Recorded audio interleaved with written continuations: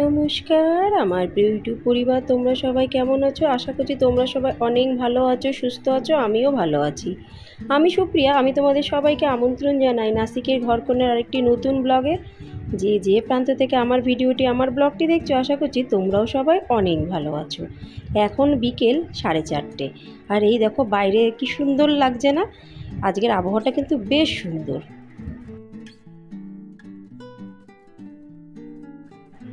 এখন বিকালবেলা মেয়ে দুটো চলে এসেছে স্কুল থেকে, আর এই যে ছোটো মেয়েটিকে দিয়েছি, ও খেতে বসেছে।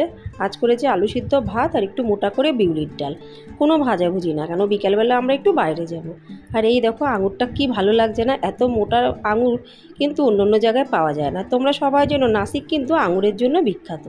আর ওই দেখো আমার বড় মেয়েটি বলছে না আমি ভাত খাবো না, যেহেতু আজকে ভালো রান্না নেই ওই জন্য লস্যি খাচ্ছে। আর এই যে দেখতে পাচ্ছ কী করেছে, টোস্টার মেশিনের মধ্যে ব্রেড দিয়ে রেখে দিয়েছে, নিজে নিজেই বানাতে পারে। আমি এদিকে চা বসিয়ে দিয়েছি আর একদিকে বসিয়েছি দুধ গরম করতে।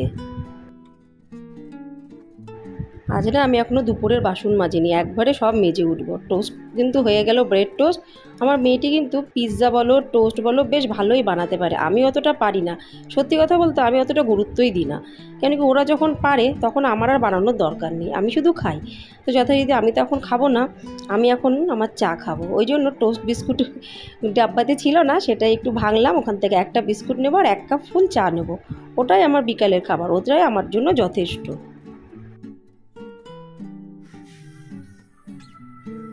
আর জানো তো বন্ধুরা, আমরা একটু মেলায় যাব।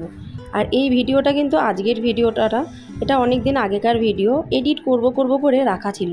তা আজকে ভাবলাম ভিডিওটা দিই। এত সুন্দর ভিডিও না তোমাদের সাথে শেয়ার করলে আমার ভালো লাগছিল না, ওই জন্য তোমাদের সঙ্গে কিন্তু আমি শেয়ারই করে দিলাম। আর আজকের ভিডিওটি তোমাদের খুবই ভালো লাগবে, কেন কি একদম বিকালবেলার থেকে রাত্রি 12:30 পর্যন্ত আমরা কি কীর্তিকলাপ করেছি পুরোটাই কিন্তু তোমাদের সাথে আমি শেয়ার করছি। যথারীতি চা খাওয়া হয়ে গেল, মেয়েদের টোস্ট খাওয়া হয়ে গেল। এই দেখো বাসনের পুরো পাহাড় জমে আছে। দুপুরবেলার থেকে আমি একটাও বাসনে হাত দিইনি, ভালোই লাগছিল না। ভাবছিলাম মেয়েরা আসুক, স্কুলের এক গাদা টিফিন বক্স বেরাবে, তারপরে আমি সমস্ত বাসনগুলো একবারে ধুয়ে নেব। ওই জন্য এতটা কিন্তু বাসন জমে গেছে। জানো তো বন্ধুরা, আমার কি হয়, সকালবেলার দিকে কিন্তু একদম ফুর্তি সহকারে আমি সমস্ত কাজবাজ করে ফেলি, কিন্তু এই বিকাল হওয়ার সাথে সাথে আমার আর সেরকম কিছু না করতে ইচ্ছা করে না।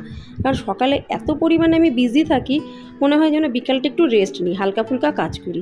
ওই জন্য আরামসে কিন্তু বাসনপত্রগুলো ছিল। আর এই দেখো আস্তে আস্তে কিন্তু অন্ধকারও হয়ে আসছে, আর এখন বাজে মোটামুটি 6:30 থেকে একটু বেশি।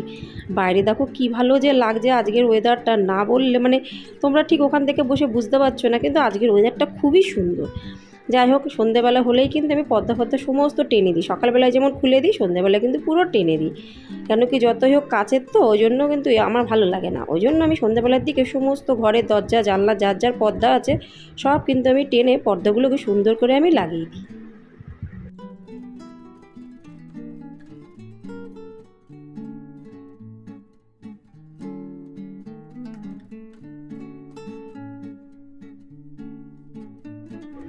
সমস্ত কাজ মোটামুটি অল্প অর্ধেক আমার হয়ে গেল, এবার কিন্তু সন্ধে দিতে হবে। ওই জন্য হাত মুখ পা ভালো করে কিন্তু আমি ধুয়ে নিলাম আর চলে আসলাম সন্ধে দিতে।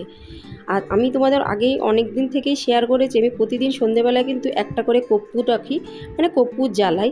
সেটা কিন্তু খুবই ভালো। তোমরা কে কে ঘরে কর্পূর জ্বালাও, সন্ধেবেলায় হোক সকালবেলায় হোক, আমাকে কিন্তু অবশ্যই কমেন্টসে জানিও।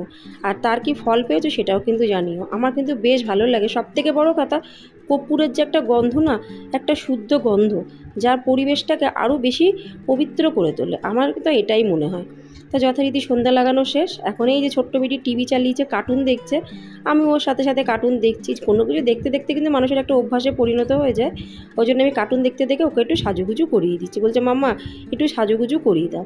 ওই জন্য চুল আঁচড়িয়ে দিলাম, লিপস্টিক লাগিয়ে দিলাম। এখন নিজে নিজে একা একা মেকানিকগিরি করছে। এবার আমার বড় মেয়েটি বলছে মাম্মা একটু মেকআপ করিয়ে দাও। অল্প একটু মেকআপটা করিয়েই দিলাম। যতই হোক বাচ্চারা তো অতটা বোঝে না, কিন্তু একটু অর্ধেক করে দিলে না ওরা কিন্তু বেশ খুশি হয়। কেন কি সবারটা তো দেখে, ওই জন্য ওদেরও কিন্তু মাঝে মাঝে ইচ্ছা হয়, ওই জন্য খুব একটা না মাঝে মধ্যে করে দিই। আর আমিও কিন্তু পুরো রেডি হয়ে গেছি। এই যে ব্লু কালারের একটা চুড়িদার পরে আমি কিন্তু একদম রেডি। তোমরা সবাই জানো বিনা কারণে আমি কিন্তু খুব একটা মেকআপ করি না, এতদিনে নিশ্চয়ই তোমরা বুঝেই গেছো। আমরা সবাই বেরিয়ে পড়লাম মেলার উদ্দেশ্যে। বাইরে আসলাম, আজকের দিনটাতে দেখছি অনেক বাচ্চারা বাইরে আছে, কেন কি আজকের ওয়েদারটা ভালো তো, ওই জন্য কিন্তু সবাই সন্ধ্যার সময় বাইরে। আর এই দেখো আমাদের সোসাইটির মন্দির, আমাদের মন্দিরে কিন্তু সকাল সন্ধ্যে 2 বেলা পুজো হয়, গান বাজনা হয়, কীর্তন হয়, আর বিভিন্ন পুজোতে বড় বড় অনুষ্ঠানে কিন্তু প্রসাদ বিতরণও হয়, কিন্তু এখানকার প্রসাদ কিন্তু অন্য ধরনের। যাই হোক, সেই ব্যাপারে অন্য সময় বলবো। আর আমরা রাস্তা দিয়ে যাচ্ছি, দেখো রাস্তাটা কি সুন্দর করে ঝকমকে করে সাজিয়েছে। না পুরো রাস্তা কিন্তু না, কিন্তু অনেক অনেক জায়গাতে খুব সুন্দর করে কিন্তু লাইটিং করে সাজিয়েছে। যথারীতি মেলার যে মাঠ, সেই মাঠে কিন্তু আমাদের গাড়ি পার্কিং হয়ে গেছে। মাঠটা বিশাল বড়, আর এই মাঠটার নাম হলো গলফ ক্লাব।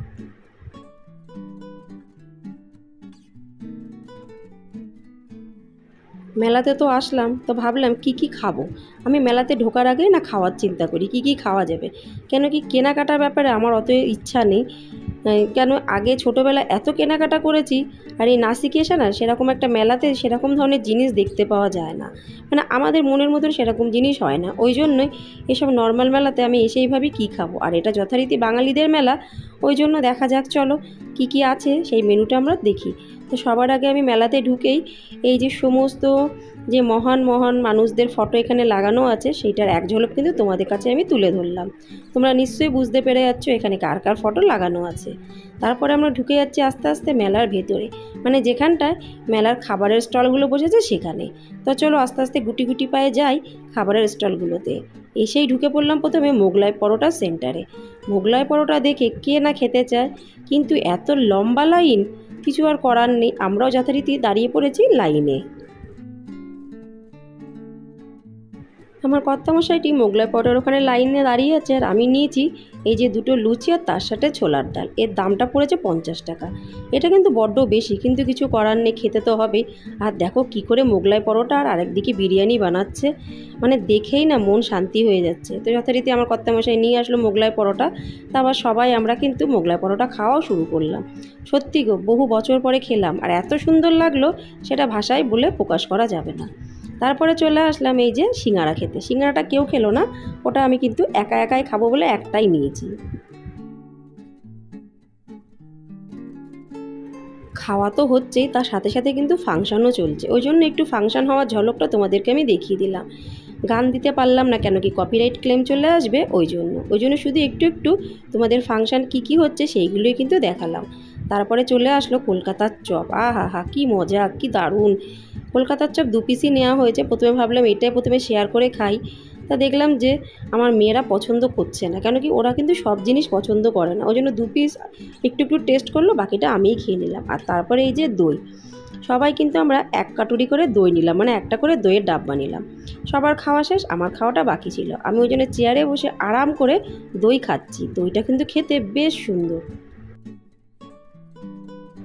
তারপরে আসলো চিকেন ললিপপ।